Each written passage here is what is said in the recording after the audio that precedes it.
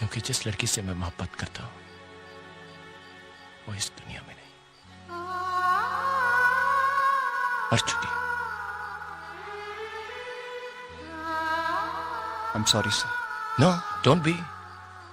I am not. मैंने उससे मोहब्बत करने से पहले ये शर्त तो नहीं रखी थी कि वो मुझसे ज्यादा जिएगी। मोहब्बत में शर्तें नहीं होती तो अफसोस भी नहीं होना चाहिए। तो क्या हुआ अगर आज वो मेरे साथ नहीं? मैं आज भी उससे उतनी ही मोहब्बत करता हूं, और इसलिए नहीं कि कोई और नहीं मिली, पर इसलिए कि उससे मोहब्बत करने से फुर्सत ही नहीं मिलती। जब भी मुझे वो याद आती मैं बस अपनी आंखें बंद कर लेता हूं, मेरे सामने आ जाती।